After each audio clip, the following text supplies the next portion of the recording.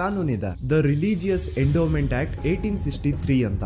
Basically ಈ ಒಂದು ಕಾನೂನು ಏನ್ ಹೇಳುತ್ತೆ ಅಂತಂದ್ರೆ, ಭಾರತದಲ್ಲಿ ಯಾವ್ದೆಲ್ಲ ಹಿಂದೂ ಟೆಂಪಲ್ಸ್ ಇದಾವೋ ಅವೆಲ್ಲ ಗವರ್ಮೆಂಟ್ ಪ್ರಾಪರ್ಟಿ. ಆ ಹಿಂದೂ ಟೆಂಪಲ್ಸ್ ನ ಮ್ಯಾನೇಜ್ಮೆಂಟ್ ಎಲ್ಲ ಗವರ್ಮೆಂಟ್ ಕೈಗೆ ಹೋಗಿ ಗವರ್ಮೆಂಟ್ ಡಿಸೈಡ್ ಮಾಡುತ್ತೆ ಆ ಮ್ಯಾನೇಜ್ಮೆಂಟ್ ಅಲ್ಲಿ ಯಾರ್ ಕೆಲ್ಸಕ್ಕೆ ಇರಬೇಕು, ಯಾರ್ ಕೆಲ್ಸಕ್ಕೆ ಇರಬಾರ್ದು, ಅಂಡ್ ಆ ಟೆಂಪಲ್ ಇಂದ ಬರ್ತಿರುವಂತಹ ಡೊನೇಷನ್ ಅಮೌಂಟ್ ನ ಏನ್ ಮಾಡಬೇಕು ಅಂತ. ಸೊ ಈ ಒಂದು ಕಾನೂನಿನ ಪ್ರಕಾರ ಗವರ್ಮೆಂಟ್ ಇಂಡಿಯಾದಲ್ಲಿರುವಂತಹ ಆಲ್ಮೋಸ್ಟ್ ಎಲ್ಲಾ ಹಿಂದೂ ಟೆಂಪಲ್ಸ್ ನ ತನ್ನ ಕಂಟ್ರೋಲ್ ಅಲ್ಲಿ ತಗೋತಾ ಇರ್ಬೇಕಾದ್ರೆ ಗವರ್ಮೆಂಟ್ ಅಫಿಷಿಯಲ್ಸ್ ಧರ್ಮಸ್ಥಳ ಶ್ರೀ ಮಂಜುನಾಥ ದೇವಸ್ಥಾನಕ್ಕೂ ರೀಚ್ ಔಟ್ ಮಾಡ್ತಾರೆ. ಅಂಡ್ ಆಗ ಇಷ್ಟು ದಿನ ಟೆಂಪಲ್ ನ ಕಂಟ್ರೋಲ್ ಮಾಡ್ತಿದ್ದಂತಹ ಆ ಗೌಡ್ರು ಕುಟುಂಬ ಏನ್ ಹೇಳುತ್ತೆ ಗೊತ್ತಾ, ಇಲ್ಲ ಇದು ಹಿಂದೂ ಟೆಂಪಲ್ ಅಲ್ಲ, ಇದು ಜೈನ್ ಫ್ಯಾಮಿಲಿಗೆ ಬಿಲಾಂಗ್ ಮಾಡುವಂತಹ ಒಂದು ಪ್ರೈವೇಟ್ ಟೆಂಪಲ್ ಅಂತ ಹೇಳ್ತಾರೆ. ನಾನ್ ಇಷ್ಟು ದಿನ ಧರ್ಮಸ್ಥಳ ಶ್ರೀ ಮಂಜುನಾಥ ದೇವಸ್ಥಾನ ಒಂದು ಹಿಂದೂ ಟೆಂಪಲ್ ಅಂತ ಅನ್ಕೊಂಡಿದ್ದೆ, ಆದ್ರೆ ಈಗಷ್ಟೇ ನನಗೂ ಗೊತ್ತಾಗಿದ್ದು ಇದು ಹಿಂದೂ ಟೆಂಪಲ್ ಅಲ್ಲ, ಇದು ಒಂದು ಜೈನ್ ಫ್ಯಾಮಿಲಿಗೆ ಬಿಲಾಂಗ್ ಮಾಡುವಂತಹ ಪ್ರೈವೇಟ್ ಜೈನ್ ಟೆಂಪಲ್ ಅಂತ.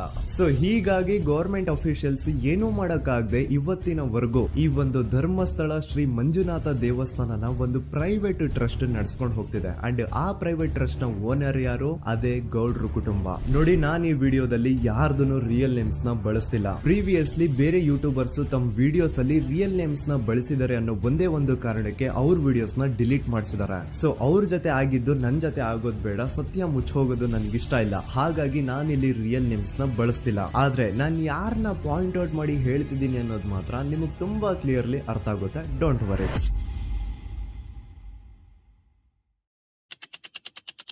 ದಿನಾಂಕ 9/10/2012. A very normal day for everyone except Sowjanya. Dharmasthala ಹತ್ರ ಇರುವಂತಹ ಪಂಗಳ್ ಅನ್ನೋ ಒಂದು ಸಣ್ಣ ಹಳ್ಳಿಗೆ ಬಿಲಾಂಗ್ ಮಾಡುವಂತಹ ಸೌಜನ್ಯ ತುಂಬಾನೇ ಒಳ್ಳೆ ಹುಡುಗಿ. SDM ಕಾಲೇಜ್ ಆಫ್ ಉಜ್ರಿಯಲ್ಲಿ ಸೆಕೆಂಡ್ PUC ಓದ್ತಿದ್ದಂತಹ ಇವಳು ತುಂಬಾನೇ ಬ್ರೈಟ್ ಸ್ಟೂಡೆಂಟ್ ಕೂಡ. ಸೊ ಒಂದು ದಿನ ಅಂದ್ರೆ 9 ಅಕ್ಟೋಬರ್ 2012 ಬೆಳಿಗ್ಗೆ 7:30-8 ಗಂಟೆ ಹಾಗೆ ಆಸ್ ಯೂಶುವಲ್ ತನ್ನ ಕಾಲೇಜ್ ಹೋಗೋದಕ್ಕೆ ರೆಡಿ ಆಗ್ತಿರ್ತಾಳೆ. ಅವತ್ತು ಮಂಗಳವಾರದ ದಿನ ಅಂಡ್ ಅವತ್ತು ಲೋಕಲ್ ಫೆಸ್ಟಿವಲ್ ಬೇರೆ ಇರುತ್ತೆ, ಹೊಸ ಅಕ್ಕಿ ಅಂತ. ಈ ಒಂದು ಲೋಕಲ್ ಫೆಸ್ಟಿವಲ್ ದಿನ ಮನೆ ಒಳಗಡೆ ಏನೇ ಅಡುಗೆ ಮಾಡಿದ್ರು ಹೊಸ ಅಕ್ಕಿನೇ ಬಳಸಬೇಕು. ಸೊ ಹೊಸ ಅಕ್ಕಿ ತಂದು ಬ್ರೇಕ್ಫಾಸ್ಟ್ ನ ರೆಡಿ ಮಾಡೋಷ್ಟ್ರಲ್ಲಿ ಸೌಜನ್ಯ ಅವ್ರ ತಾಯಿ ತುಂಬಾ ಲೇಟ್ ಮಾಡ್ತಾರೆ. ಸೊ ಕಾಲೇಜ್ಗೆ ಲೇಟ್ ಆಗ್ತಿದೆ ಅಂತ ಈ ಸೌಜನ್ಯ ಟಿಫಿನ್ ಸಹ ಮಾಡದೆ ಹಾಗೆ ಹೋಗ್ತಾಳೆ. ಅವಳ ತಲೆಯಲ್ಲಿ ಏನಿತ್ತು ಅಂತಂದ್ರೆ, ಹೆಂಗೋ ಇವತ್ತು ಲೋಕಲ್ ಫೆಸ್ಟಿವಲ್ ಬೇರೆ ಇದೆ, ಹಾಗಾಗಿ ಮೇ ಬಿ ಕಾಲೇಜು ಬೇಗ ಬಿಡ್ಬೋದು, ಸೊ ಮಧ್ಯಾಹ್ನ ಡೈರೆಕ್ಟ್ ಮನೆಗೆ ಬಂದು ಊಟ ಬಿಡುವ ಅಂತ ಅವಳು ಅನ್ಕೊಂಡಿರ್ತಾಳೆ. ಆದ್ರೆ ಕಾಲೇಜ್ ಹೋಗಾದ್ಮೇಲೆ ಗೊತ್ತಾಗುತ್ತೆ ಅವತ್ತು ಅವಳಿಗೆ ಸ್ಪೆಷಲ್ ಕ್ಲಾಸಸ್ ಬೇರೆ ಇದೆ ಅಂತ.